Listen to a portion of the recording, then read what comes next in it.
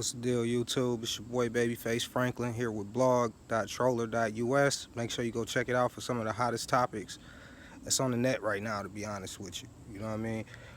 What I want to talk to you about is basically your mindset. You know what I mean? Having the right mindset to get success, doing what's necessary to get yourself in a better position than where you currently at.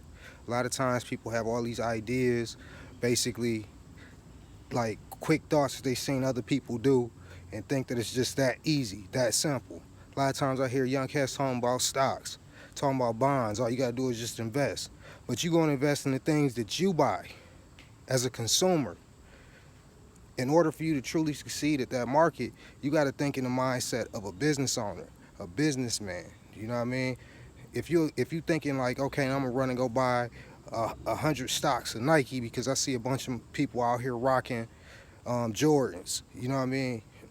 That's not a smart investment. You know what I mean? Because even though Nike's gonna be around for years to come, but it's not a smart investment in necessarily with you because you're thinking of a short-term investment turning over really quickly. That's not gonna get you that short-term flip that you're looking for. You know what I'm saying? Especially when it comes down to stocks and bonds, you buy into Nike, man.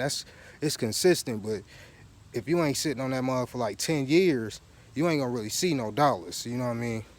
Especially so, my suggestion is that you really do your research, because a lot of times what seems so easy and seem like the sure thing to do ain't necessarily the sure thing to do. Now, on the other end, like what I said, I'm talking to you about success.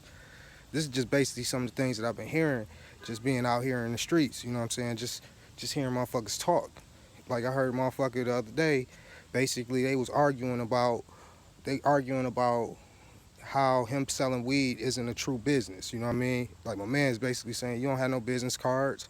You don't have, like, essentially speaking, like marijuana doesn't have to really truly be advertised. You know what I'm saying? Unless you own a dispensary, you trying to get people to come in because this is something that you set up where you trying to help people medically.